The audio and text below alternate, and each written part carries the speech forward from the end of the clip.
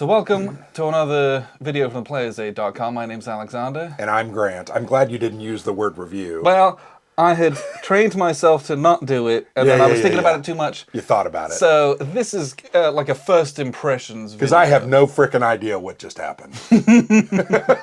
So this is Almoravid. And I felt similar when we played Nevsky. Yes. There's a lot of awesome stuff here. I just have no frickin' idea what I'm doing. So, Almoravid from GMT Games, designed by Volker Runke, and this is Volume 2 in the Levian campaign series. So, Nevsky was the first one. We played that a couple of years ago when that came out. And that one was also like, it's a very different style of game and everything that you're doing, but it's a big learning curve in it. This is the next one in that. Just the same system, but with some extra bits and pieces added, and what I believe is a much larger map. Oh, no doubt, yeah. It's much fuller map. I feel like Nevsky, it's this little map, but the areas are a bit more spread out. Whereas here's chock-a-block of areas. So it's much bigger geographically speaking. Right. And to get from this point of the map up to here takes a lot longer. Yeah, that's like... Because there's so many... like 21 moves instead of the 10 in the other game. Yeah. I would say this is kind of a different scale, meaning... It's just bigger. It's just a bigger area. Yeah, or there's more of it, and then so it's... I don't know. Either way, this is a system where I was hoping that it would be like, hey, we've played Nevsky. Yeah. I might know a little bit more what I'm trying to do in this one. I almost felt like that handicapped me. Because I did come in a little cocky, thinking, oh, we've already played that. I felt like we got that. But then I struggled with this one. And here's the thing. Struggled.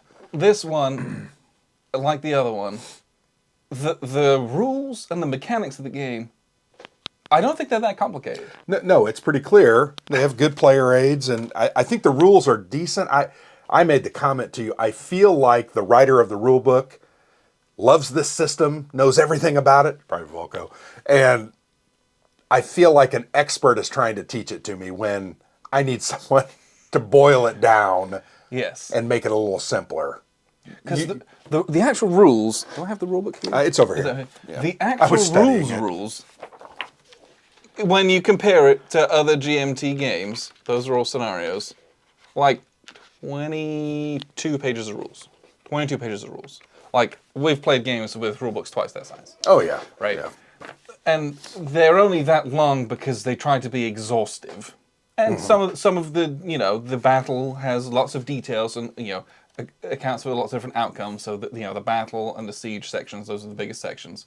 But the rules-wise, it's pull my little card, that's who activates, and they've got a certain amount of command points. You've got a little menu, and you do those things. And the menu is pictographic, which some people love, and some people do not love. And you just kind of do that thing, and then you keep moving on, right? And you go back and forth doing that. So, again, I was able to take a lot of the mechanical knowledge from Nevsky into this, and so that was fine. But what you were talking about, I still had no idea how to do what I should be doing effectively, let alone knowing what I should be doing. Well, and I think, once again, we played a very small scenario. What did we do scenario? This is the first scenario. Scenario A. Very first one. It's basically 2 40-day periods, so we were just trying to get a feel for the system. Yes. We know the system, just trying to get a feel for... Yeah, get back into it. And explore this particular map and what's different about it. Ease into it. I think as we were playing, I kept reminding myself, this isn't the Eastern Bloc, right, where Rasputitsa, and weather was such a huge part of that game, meaning if it's frozen, you got to use your sleds. Yes. If it's spring and everything's melting, you can't use the roads, you got to use the waterways, right? This is not that way. I felt like there was no weather in this game. Now, there might be between the different seasons, different things that can happen. Yeah, we didn't get too far down into it. But like you said, they don't have such stringent physical manifestations like they do in the other game. So to me, that's a significant difference. Yes. Right? I just remember in that first game, am I going to get a ship here? Or am I going to get a sled? Yes. How am I going to maneuver? I didn't have that problem here. What I had the problem here with in that question was, am I going to get some mules because I want to go down the, what do they call them? Passes. Yep. Oh, but they got to eat. Yeah, the mules eat. And that requires provender, and provender is required for me to move around the map. And I think it was the same. I think 6 units in Nevsky could move with 1 provender or take an action. I was trying to remember, and I think in this it's 6 units or mules. 6 units and mules. And mules. So if you've got together. 5 units and 1 mule, that's 6. That's 6. Yeah. So there's just another dynamic. So they got rid of the weather dynamic. So take that, put that on the shelf, and throw in this concept of, well, these mules are not going to do it for free. No. You know, they need to eat, and you need to provide provender through foraging or doing a supply action to get that. So those are, to me, those were some of the largest differences, I think. Yeah, and some of the things that I felt like I was able to like remember and to bring to this was like your campaign range. Because I remember in Nevsky, hey, I've got my little army and I'm going to charge across the map. And then you're on the other side of the map and you all starve to death and your army disbands. And in this one, I'm like, cool. I'm going to stay relatively close to my seats where I can draw supply from within my supply limits of the mules and the carts that I have. And I'm going to do more localized campaigning, which felt more medieval. But oh, that's probably what I should have been doing in the other one, where I just ran my guys off and they died. But I would say another difference between this and Nevsky is I felt like in Nevsky that was exactly it. These cities were my cities. These cities are your cities. And I'm going to go over there and I'm going to try to take that city from you, right? Here, that's not necessarily the case. Yes, they have this whole extra layer. It's called alliances, isn't that? Or what was that called again? It's the Taifa politics. Taifa politics.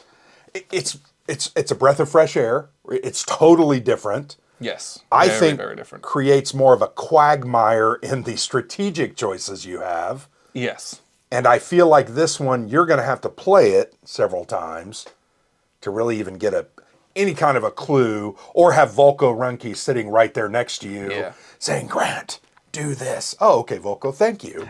And here's why. Yeah, right. Explain to me why. part. Yeah.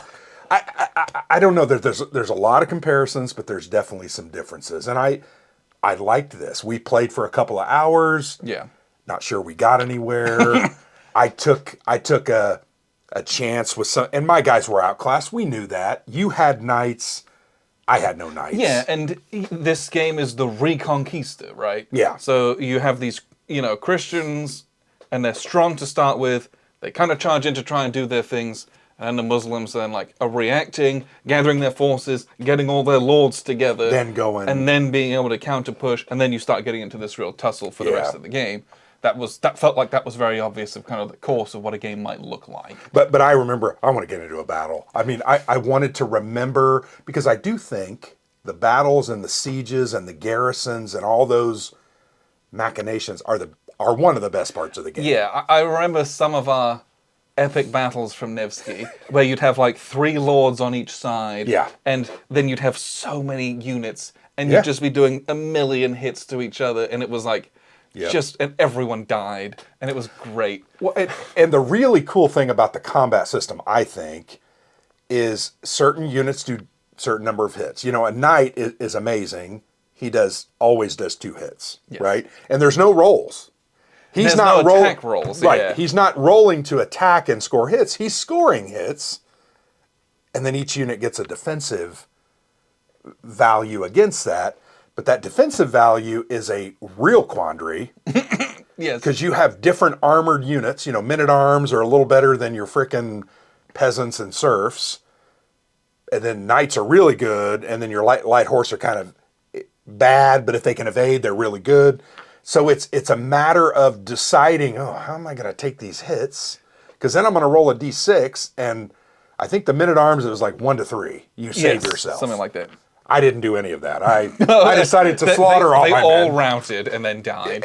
But then a knight, it's on a 1 to 4. Which is very good. Yeah, it's 66%, right? So that concept of making those choices in the context of the battle priority, because the battle priority is, think it's archers first, and then Yeah, defensive mounted missiles, units. attacking missiles, defensive horse, attacking horse, defensive foot, attacking foot. And so you got to make your decisions.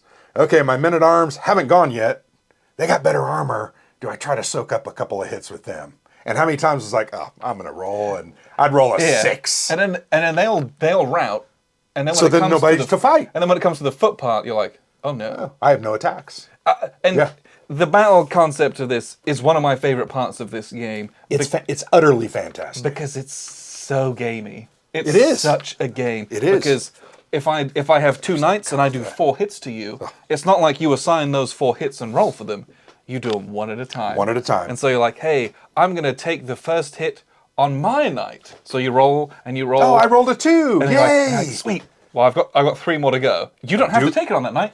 You can take it on someone else. And so do you push your luck, keep rolling on your knight? Because if you lose your knight, they're so strong in attack and defense. Yeah. You're like, ugh.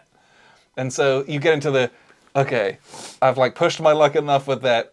I'm going to roll on someone else who's worse, but I don't mind sacrificing. You get into all this like mental gaminess of it as well. But as you mentioned, that priority, these foot soldiers haven't gone yet. And you're like, ugh. But I can afford to lose them, so I'm going to risk it. And then all of a sudden you don't have any guys. Or you're like, I'm going to sacrifice my horses. But then if it gets to second round of combat and you have had a great, mounted army, and now those are all gone, that's a huge disadvantage because those go before those foot, and you were going to attack next round. Oh, so much to consider, even in just battle resolution. Well, and you use the word gamey. I know what you're trying to say. I don't want people to think it's like utter randomness. No, but it's really a decision about what your unit's capabilities are and what risks you want to take. And you have all those decisions are yours. Yeah, absolutely. As opposed to like every other target game, your knight. I take one on my lead unit because I have to, Yeah. and then everyone else is like just assigned evenly across the board. Oh no! You can sit those knights at the front of your army at I'm the gonna take all the and, hits. and they can just soak it all up. And if you want to roll all those dice, you can do it.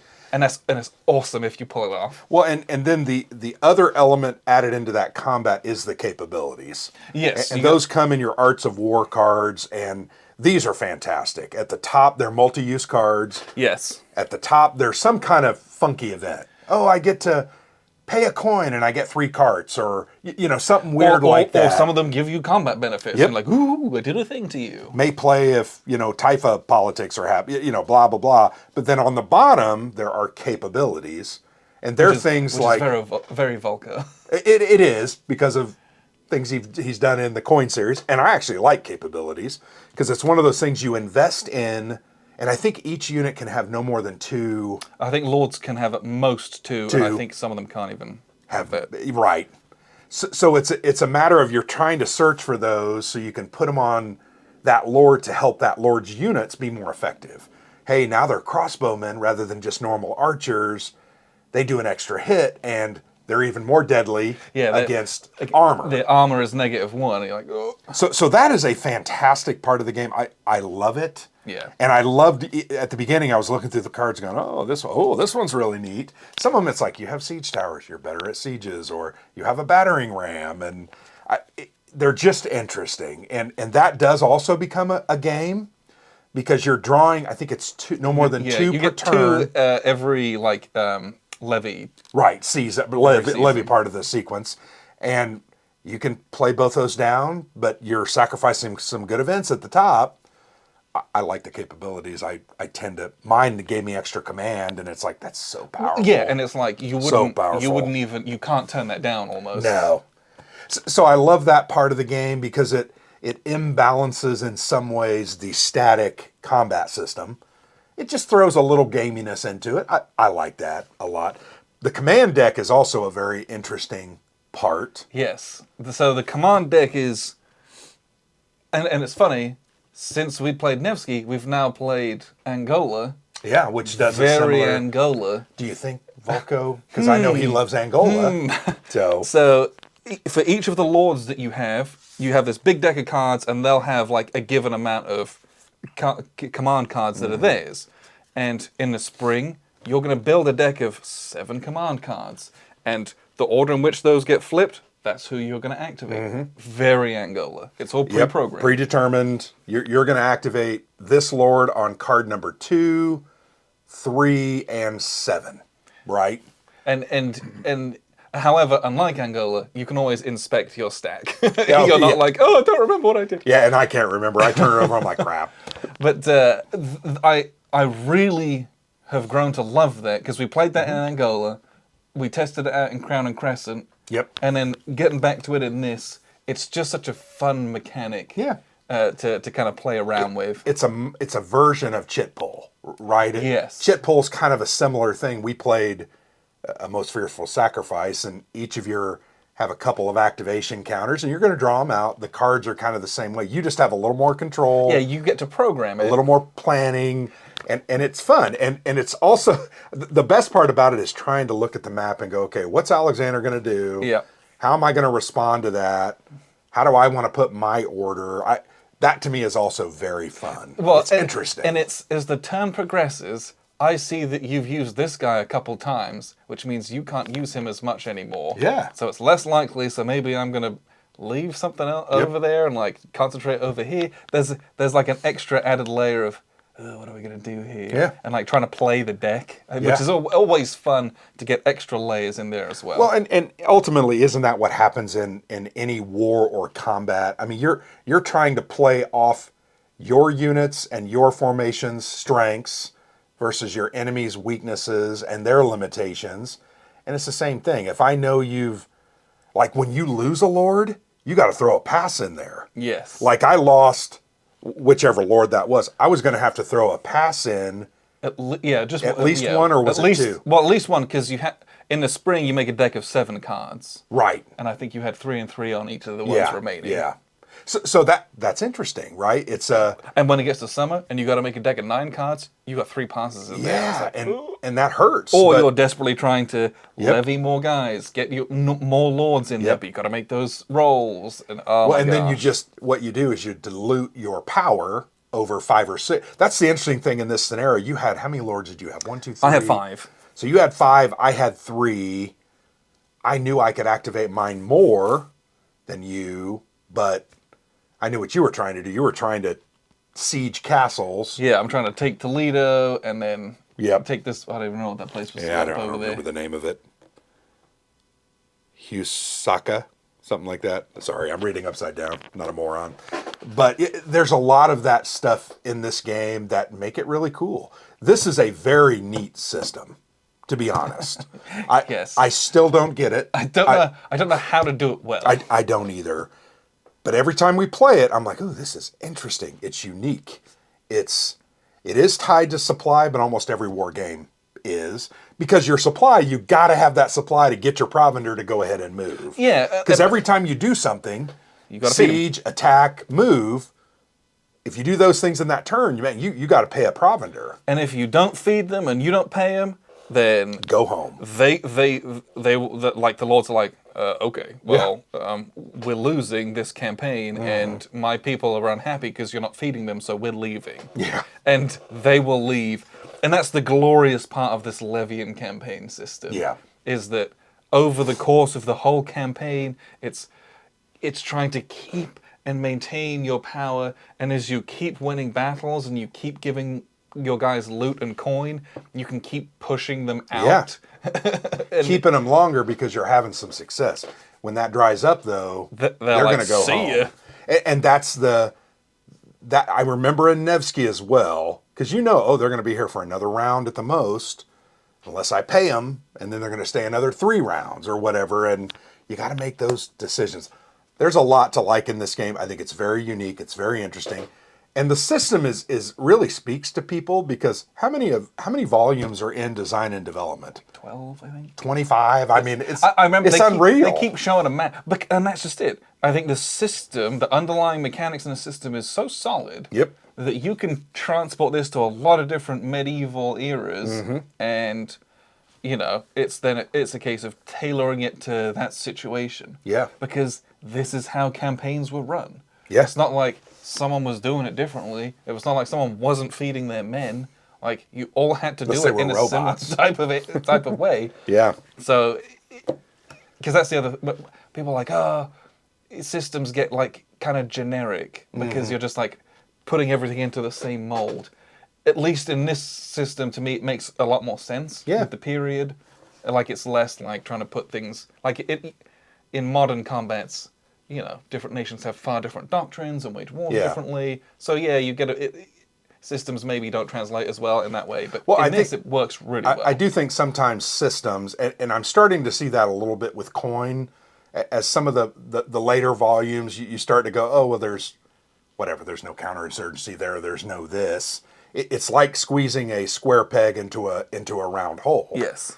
I think with this system, the basic elements are I think the command deck, the way you levy troops, the way you have to feed and move and fight, it's very solid. You can then create uniqueness around the unit types. Like I looked down and we didn't play with some of these, sorry. But there's the African horse and the African foot. I mean, it's just so cool. Yeah, when they come up from Algeria. And they're really good. But there's just so many different, and then you throw on top of that the capabilities. So you not only have some unique units, you have some unique capabilities. Yeah, and then this one has the Taifa politics with all the different kind of petty kingdoms and all the different lords about those areas as well.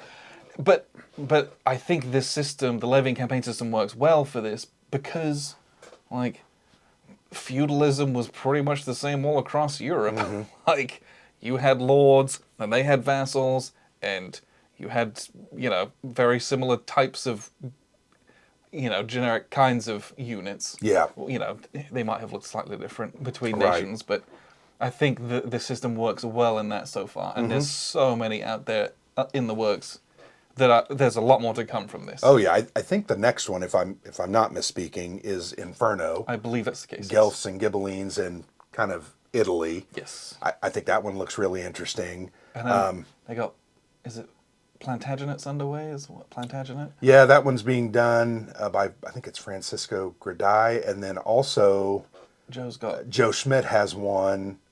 Is it just called Henry? Yeah, Henry. So I think those are kind of the next three that should be, but there's several, I think there's a couple others that have been, maybe they haven't been added to the P500, but they've been, Yeah, they're on the development map. You see them all over basically. Twitter and on the Discord Yeah. channels for this. You can go and see there's a ton of these Oh yeah. that are being made. And I will say this, Volko knows how to design a game. Coin series, still standing after, when did the first coin come out? 2012? I don't know. 2011, But 2012? it was definitely around then. I mean, it's 11 volumes later with at least 2 or 3 more coming out. Plus the There's others the in coin development. adjacent stuff. Yeah, as yeah, well. right.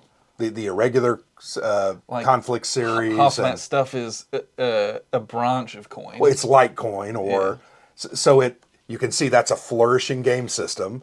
And then over here, you also see this Levy and Campaign series flourishing. I've also taken a keen interest in those typical Euro gamers, and I'm thinking of Rolling Dice and Taking Names and Rodney. Oh, yes, watch it played. Yeah, they have gotten into Nevsky, and it's like I'm fascinated by the fact that they're trying these out. Well- I think it's amazing. And a game like this doesn't help that it is absolutely stunning to look at and play with. No doubt. This is one of the nicest looking war games we've played with, Yeah. probably ever, but if not in a long time. Well, the map is gorgeous. Love the counters. I love the little wooden pieces. It's anytime you have wood, it's going to draw the cross gaming, right? Yeah, this is a game that if you see people playing, you can't help but stare. Yeah. It's great eye candy, and it's less intimidating than lots of numbers on cardboard squares, right? Right, absolutely. like- counters can be very intimidating. The These counters are simple. Yeah, the pieces that you play with can often assuage people to be like, oh yeah, I'll give it a chance. I'll give it a look, right? Yeah, and I think Rodney and I'm not trying to offend them. That's not what I think they looked at this and they're willing to give it a chance. They did try coins, so this Yes. is kind of a natural But progression. The look and feel of the things that you're playing with in this game are familiar to people outside of wargaming. Yeah. And so it's much easier to just kind of take that extra little step. Do you think you could go to Etsy and pimp out all those, like the provender and the carts If you and can't do the it gold? now, you will be able to do it soon. Someone's going to do it. Occasionally, I love to go onto Etsy and type in some of the games we have and just see the pimped out stuff. Because Always fun. Like, you could go to some of the games we have. I think about, Stone Age. Yeah, you yeah, could yeah. go and Oh, pull yeah. for that game for those little foods You could. and things like And that. throw those in you here. could, and then Yeah. just replace those. You could do all sorts. You could. Get the coin. Get all the metal coins out of packs for me. Yep. Stone Age has those little the little bricks, and then they're just red bars. But the gold, gold bars are the best. You could do all sorts with. Yeah, this. you could. But I'm impressed with this system because it has, I think, bridged the gap between traditional Hex Encounter wargamers and some of those more popular Euro gamers. And I think that's totally great because we've talked about this a lot. We go to these conferences or these conventions.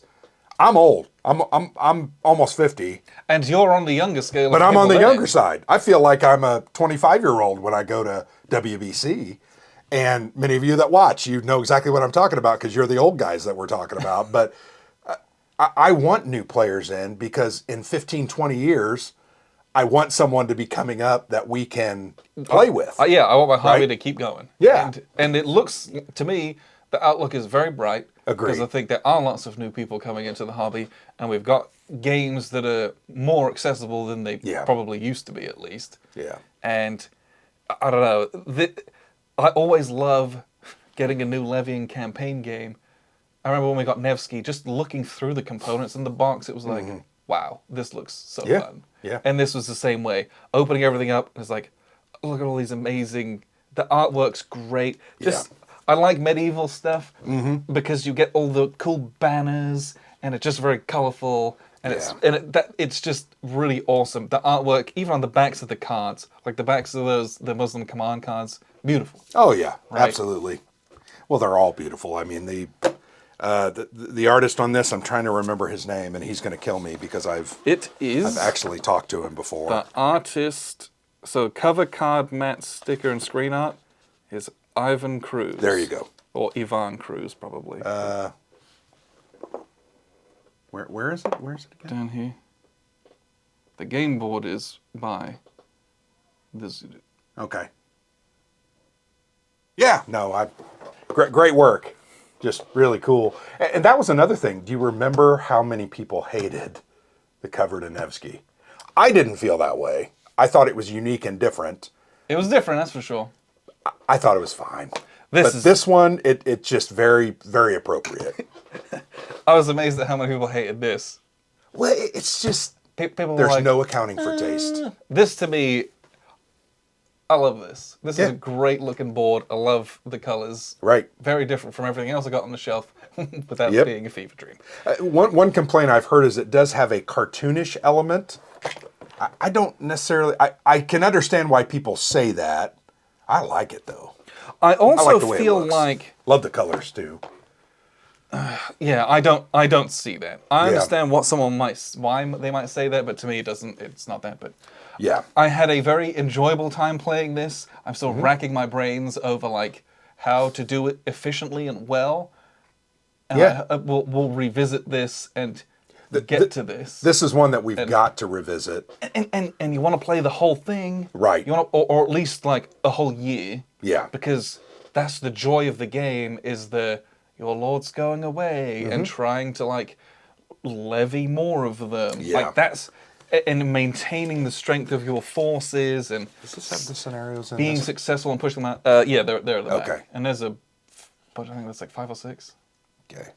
And they're lettered, right? They're as opposed to numbered. A through E, I think anyway, I definitely want to revisit this one. I know that sometimes we say that and we never get back to it, but this is one, now that we've kind of cut our teeth, we know the system, but now that we've cut our teeth on this iteration, I want to get it back out and maybe play a longer scenario where maybe it is more even, open, and you're not just trying to do this and I'm trying to do that. This is a learning scenario, and it's like you don't do any of the, what do they call it?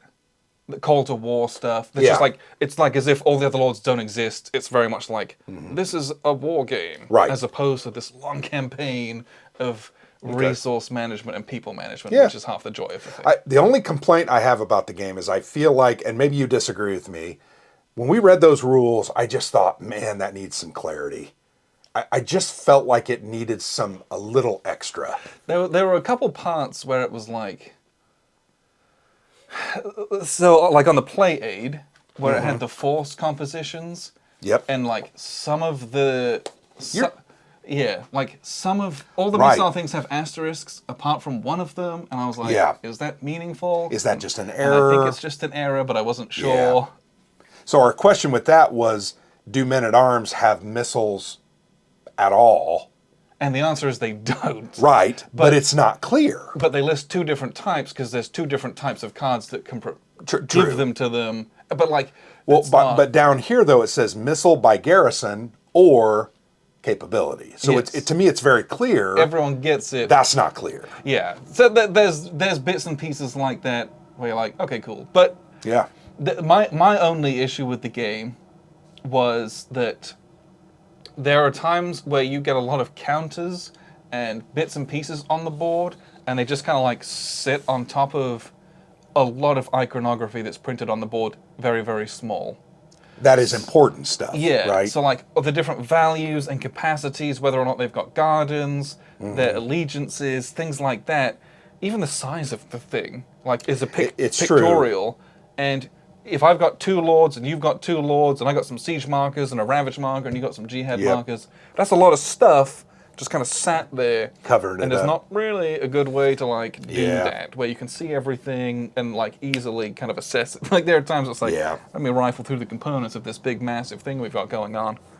But you know, that's Hands down, the best counter in this game is the siege marker. little. But I just love it. yeah, Because there's this cool tower, and then you got the two dudes poking their head out. and it's I love it. It's like a little medieval thing, like I they just took it love off it. a Yep, tapestry. absolutely. And I really just love appreciate it. that kind of thing. I love that counter. When we pulled those out, I was like, that's awesome. Yeah. I also love that it has mules in it. How many games have we now played that have mule counters? Nemesis 44. Nemesis Had 44. Nemesis Burma had them. This This has them.